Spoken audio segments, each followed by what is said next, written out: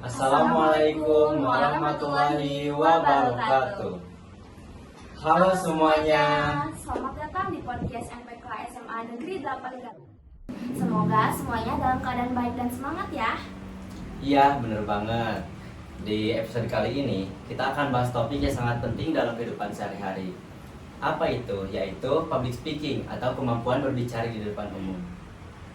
Public speaking gak hanya dimiliki oleh seseorang yang profesional dalam bicara, tetapi juga kita semua, apalagi generasi muda yang harus berani menyampaikan pendapat dan ide dengan percaya diri. Nah, biar obrolan kita makin seru dan berbobot, hari ini kita akan kedatangan narasumber yang sangat luar biasa. Apakah kalian tahu siapa narasumbernya? Nah, saya kasih clue ya. Beliau adalah salah satu guru favorit di SMA Negeri 8 Garut yang banyak digemari oleh siswa dan siswi. Kenapa? Karena cara mengajar beliau yang sangat menyenangkan dan inspiratif. Betul banget. Beliau adalah Ibu Elvin, guru bahasa Inggris yang dikenal komunikatif.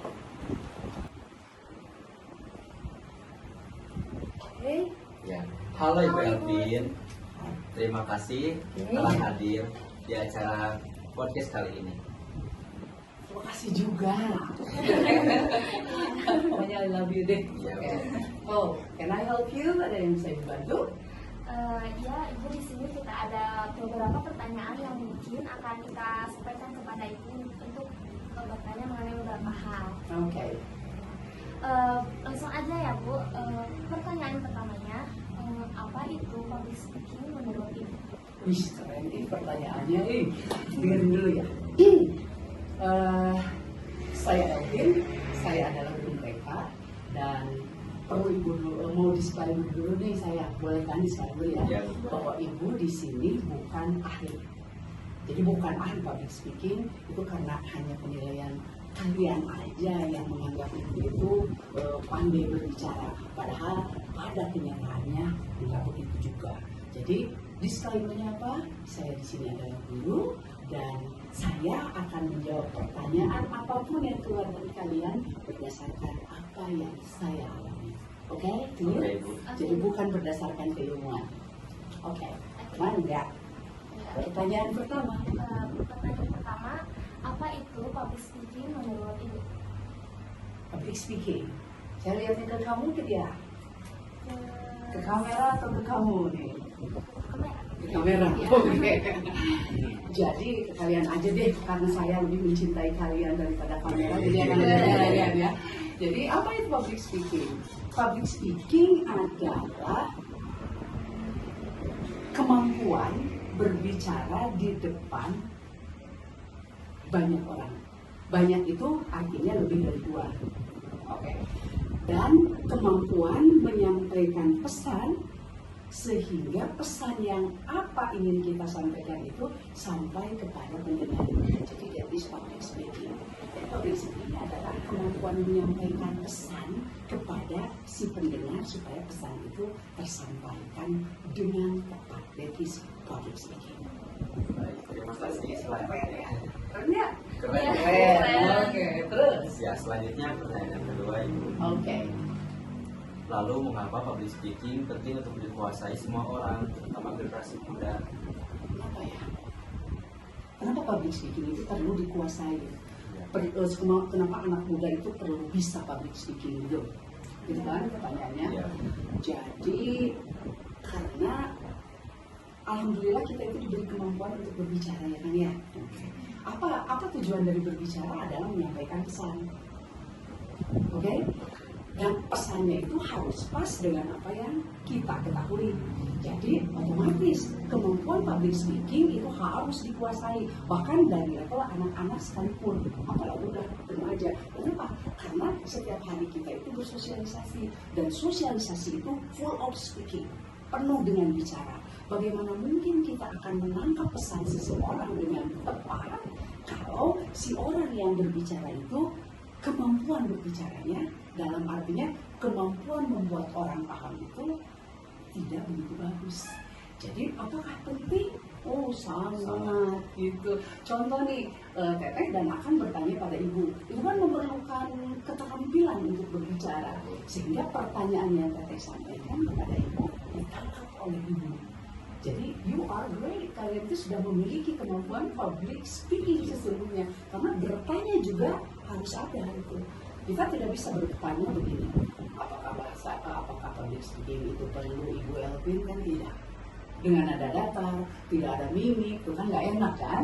Nah, jadi itulah pentingnya public speaking. Oke. Wih, sangat luar biasa ya. Keren. Keren banget. Alhamdulillah. Lanjut. Kalau dari sudut pandang Ibu sebagai guru, seberapa penting sih kemampuan berbicara di depan umum bagi seorang guru? Oh, kita harus tahu dulu nih, buat anak-anak ibu yang ada di SMA Negeri 8 khususnya, dan siapapun itu, guru adalah sosok yang dipercaya mampu menyampaikan pesan. Dan salah satu pekerjaan guru adalah menyampaikan ilmu, gitu kan? Menyampaikan apa yang sudah diketahui oleh guru tersebut. Tentu saja, guru harus memiliki kemampuan berbicara. Kenapa? Karena mereka memiliki tanggung jawab untuk membuat siswanya itu memahami apa yang sudah dipahami guru. Jadi you can imagine, bisa dibayangkan kalau the teachers, gurunya itu cannot communicate, tidak bisa berkomunikasi. Jadi apa yang disampaikannya itu bingung, dia sendiri tidak tahu ini tuh benar enggak. Nah, jadi seorang guru public speaking itu penting banget. Kenapa? Supaya apa yang kita ingin sampaikan sampai dengan tepat kepada anaknya. Nah, Ibu boleh tahu nggak nih sejak kapan Ibu itu tertarik dengan dunia public speaking? Kapan ya? Sebetulnya Ibu tidak tertarik sih, sebetulnya. Jadi mungkin yang paling tepat adalah kapan Ibu mulai berbicara di depan Ibu. Kalau tertarik itu tidak sih sebetulnya. Ibu tidak tertarik pada public speaking, cuma kapan Ibu butuh itu ya, yang paling tepatnya. Atau kapan Ibu melakukan itu, oke. Atau kapan Ibu mulai menganggap penting itu public speaking ya, yang paling utama. Boleh nih ke belakang nih Ibu ngobrol ketika Ibu secantik kali dan seganteng kali. Oke, boleh ya, boleh. Jadi dulu waktu Ibu cantik seperti Teteh gitu ya, seusia Teteh kelas 11, kalau dulu kelas 11 SMA. Ibu itu kebetulan waktu itu jadi pradana gitu. Dan pradana itu harus memimpin setiap kali upacara pramuka. Di mana di sekolah Ibu saat itu pramuka itu wajib dan seluruh dari kelas 1 sampai kelas 3, 10 sampai 12 ikut semua. Dan setiap pradana harus menjadi pembina upacaranya. Jadi tidak oleh kakak pembina. Nah, dari sana Ibu mulai merasa penting untuk mampu menyampaikan pesan. Nah, dari sana mulainya. Udah ada gitu. Kesini-kesininya mah karena kalian aja. Jadi menurut Ibu apapun profesinya itu penting untuk public speaking? Penting sekali. Bahkan ada, kita maaf dulu ya, ada mungkin orang, maaf ya, kita terlahir ada yang seperti ada yang tidak. Ada orang yang tidak mampu berbicara, gitu kan, ada yang Allah memberikan kelebihan pada mereka tidak bisa berbicara. Nah, mereka pun membutuhkan keterampilan berbicara gitu, dengan bahasa mereka, dengan gaya mereka gitu. Jadi, do you think it is important? Penting? Yes, of course. Siapapun, tidak memandang jabatan, tidak memandang pekerjaan, karena mereka akan berbicara pada tempatnya, dengan siapa, dan pada lingkungannya. Contohnya, Ibu di rumah kan mamanya, oke kan? Berarti di sana Ibu tidak bisa memposisikan Ibu sebagai guru dong. Maka sebagai mama, sebagai ibu rumah tangga, saya harus mampu mengomunikasikan apa yang ada di pikiran Ibu kepada anak-anak Ibu di rumah. Pulang tidak boleh lebih dari jam 5 ya, sebelum maghrib harus ada di rumah. Karena itu kan tanpa kata-kata, itu tanpa pekerjaan, tanpa jabatan. Kalau kita lihat dari jabatan, jadi semua jabatan penting. Apalagi jabatan publik. Tahu jabatan publik? Jabatan publik itu jabatan yang memang harus selalu bersentuhan dengan umum, seperti guru. Ibu rumah tangga jabatan iya mungkin, tapi tidak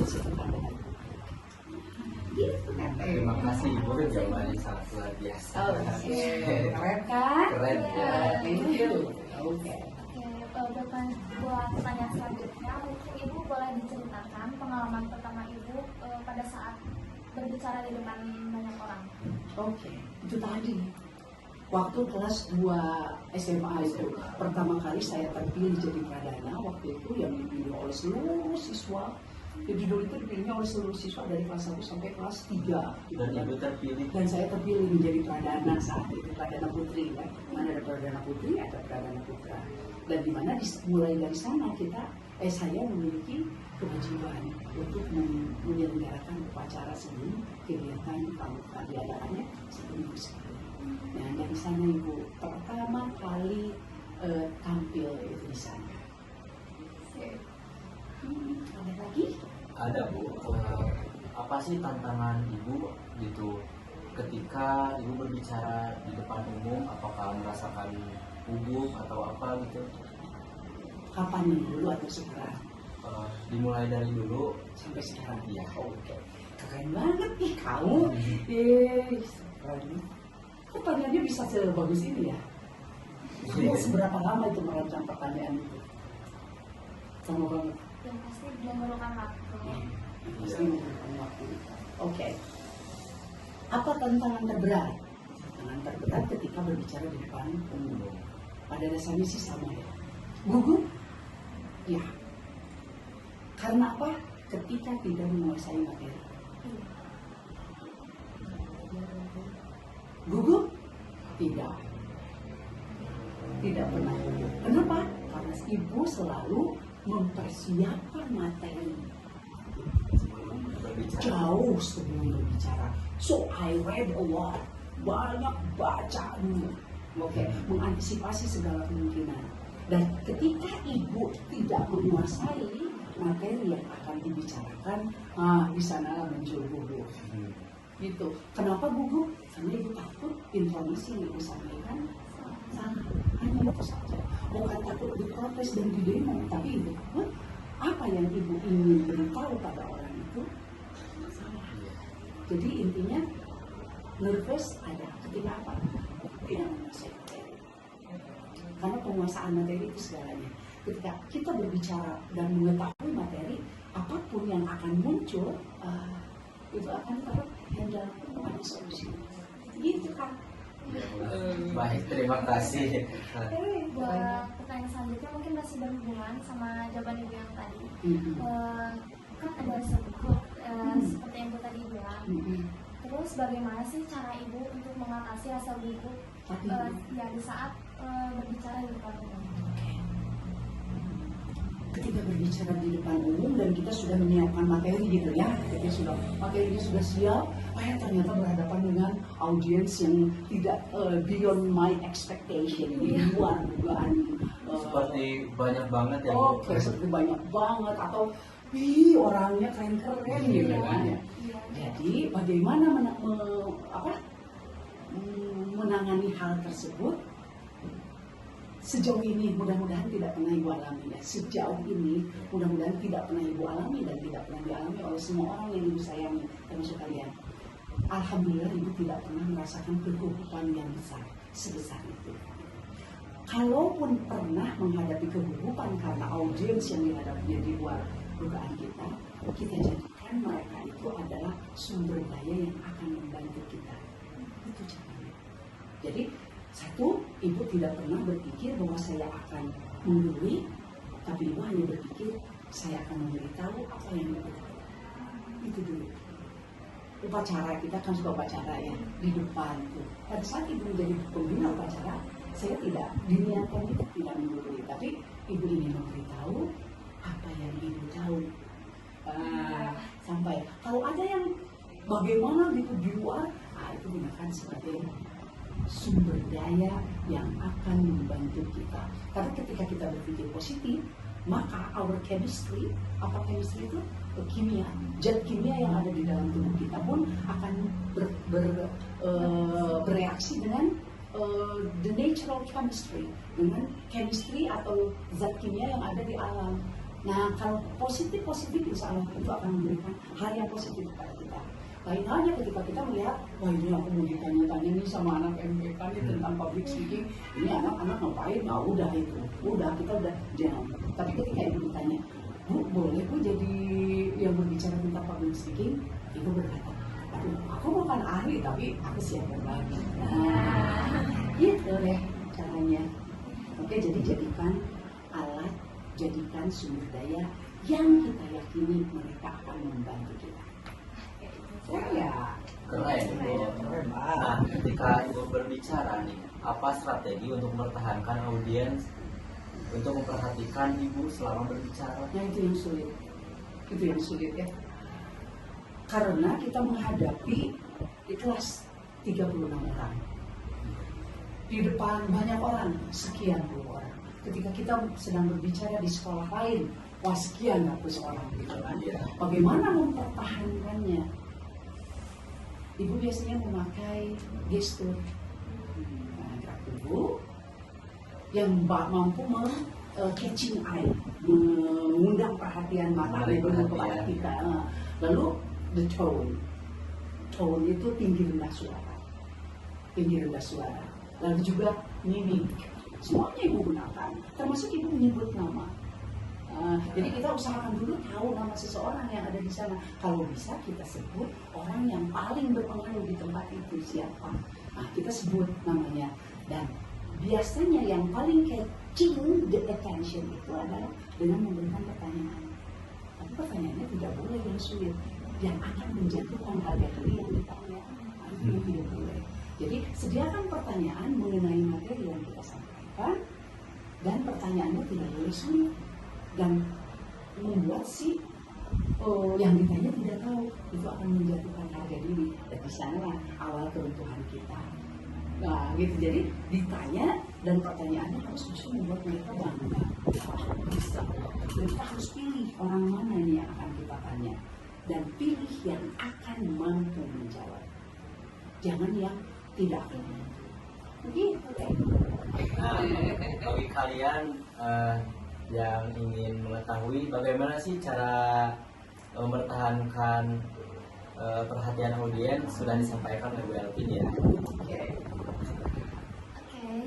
buat pertanyaan selanjutnya mungkin kan seperti yang Ibu bilang tadi, setiap orang memiliki kekurangan yang tidak bisa melakukan speaking. Nah, menurut Ibu sendiri, bagaimana sih cara kita untuk mengendalikan ketidakmampuan kita, tapi tetap berbicara di depan banyak orang? Ya, betul. Kita terlahir tidak dengan kemampuan yang sama. Dan ada yang kata orang bisa berbicara, ada yang kata orang belum bisa. Gitu. Bagaimana ketika kita sadar bahwa kita itu tidak bisa berbicara di depan publik, tapi mengharuskan kita? Oke. Satu-satunya cara adalah apa? Kuasai materi. Karena sebagus apapun intonasi, sebaik apapun game yang disajikan, secantik apapun penampilan dia, kalau materinya tidak dikuasai, no. Jadi akan tetapi orang itu akan respect ketika dia itu biasa saja, B saja, oke, B aja. Akan tetapi dia terlihat menguasai materi, maka orang akan mulai percaya dengan siapa dia. Jadi bagaimana supaya kita tahu dan bisa public speaking ketika kita sadar tidak bisa? Kuasai saja materi. Dan berlatih tentu saja. Sebelum menyampaikan kita latihan dulu, sebelum bertanya kita latihan dulu di depan kaca, lalu berbicara di depan orang banyak, kalau sudah punya suami, kalau sudah punya pacar di depan pacar, kalau punya pacar jomblo kan? Iya, Bu. Tapi bohong. Udah. Iya udah, tapi informasi yang diberikan juga tadi bohong. Saya dua-duanya ya. Iya, gimana tuh? Lanjut. Ih seru nih, seru banget nih. Ibu tidak menyangka sampai akan seseru ini nih kalian.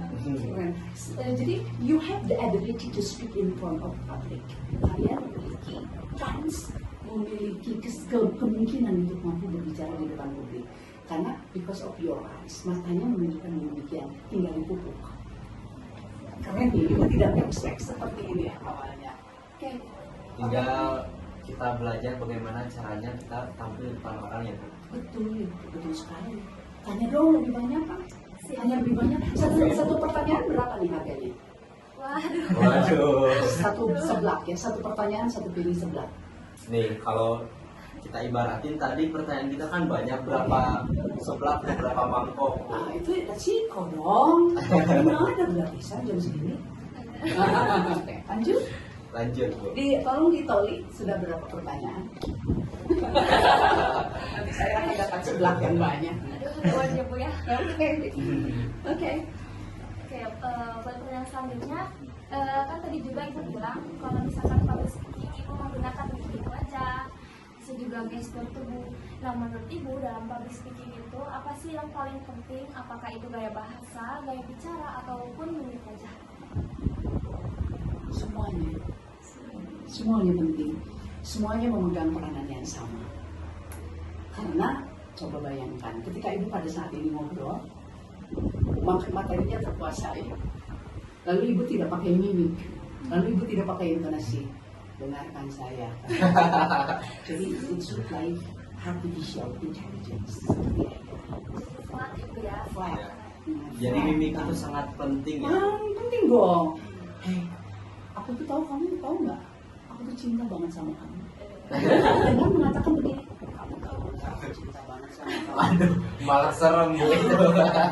Jadi sangat penting. Sangat penting. Materi dikuasai penting. Keterampilan yang tadi Teteh sebutkan penting. Mana yang lebih penting?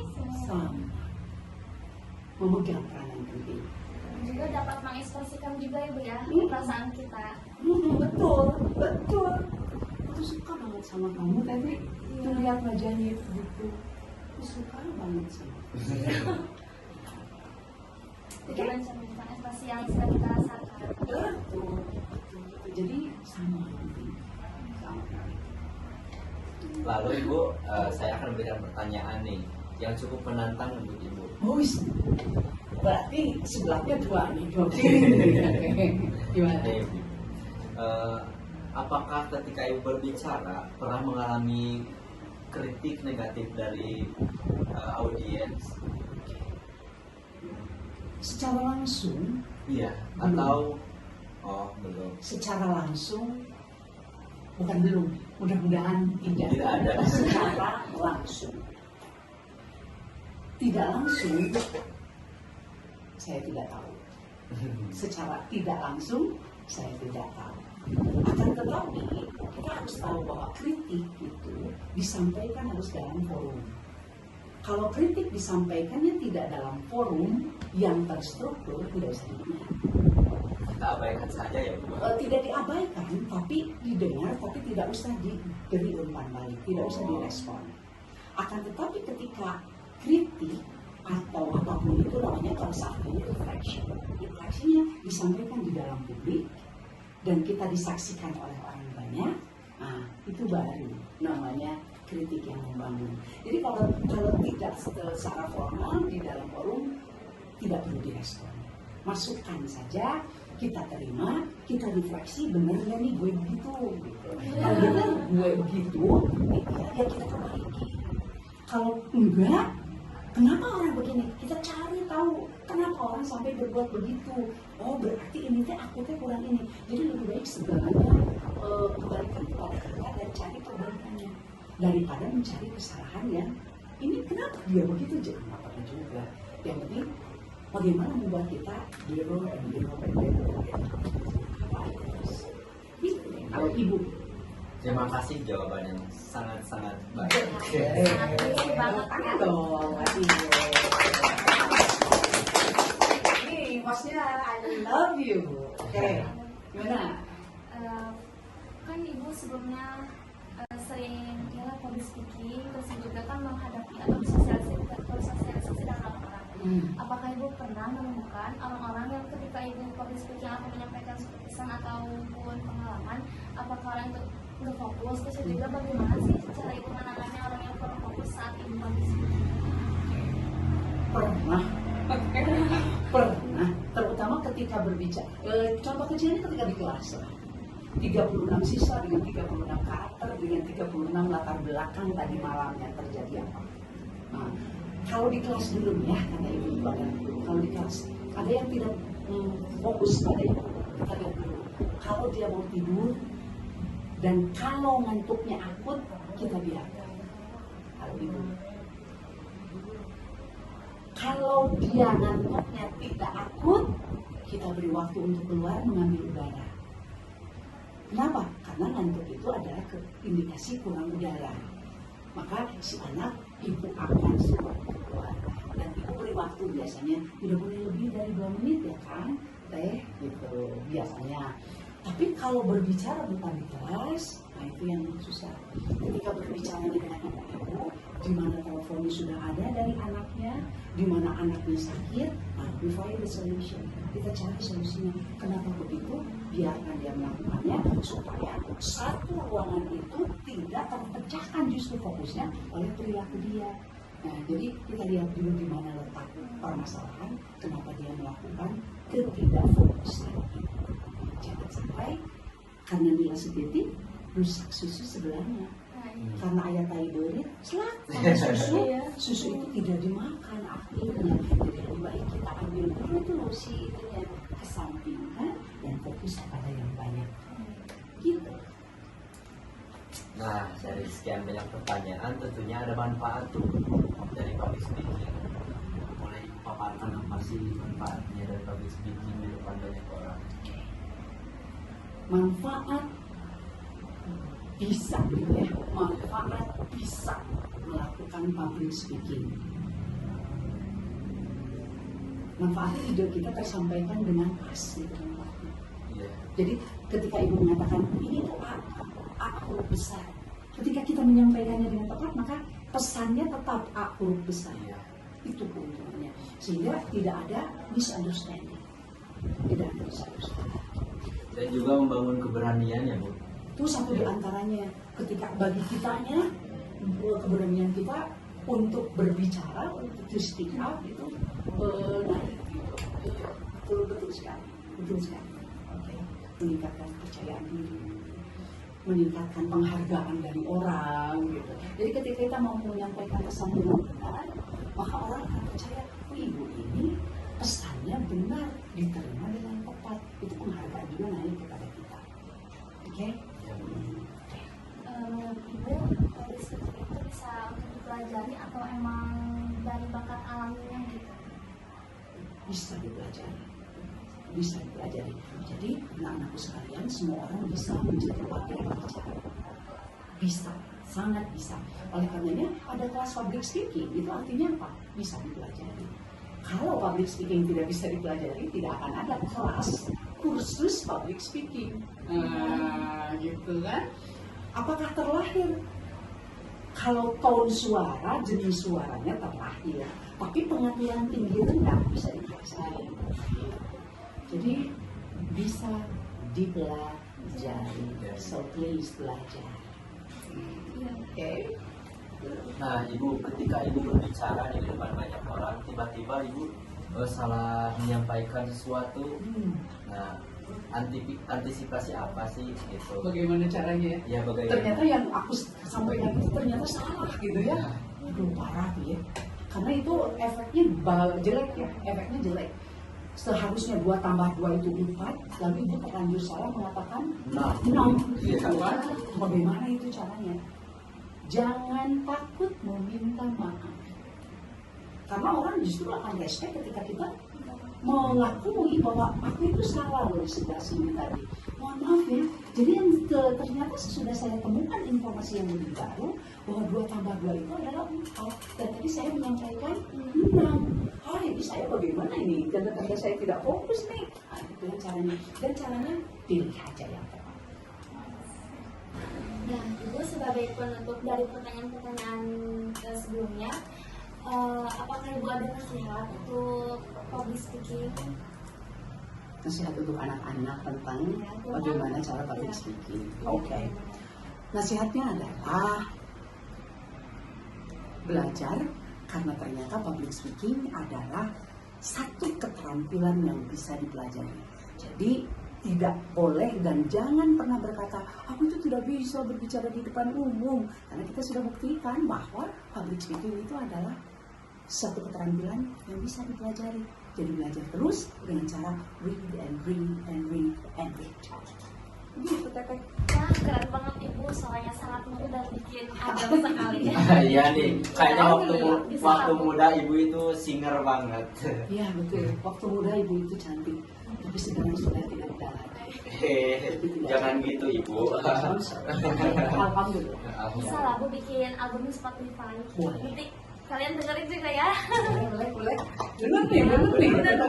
Kita bikin program baru yaitu Spotify Semanda. Spotify Semanda. Iya. I agree. Keren itu dulu. Terima kasih ya buat para pendengar yang sudah setia mendengarkan kita sampai akhir. Iya, oke, terima kasih sekali ya. Sampai jumpa di Di podcast episode selanjutnya. selanjutnya.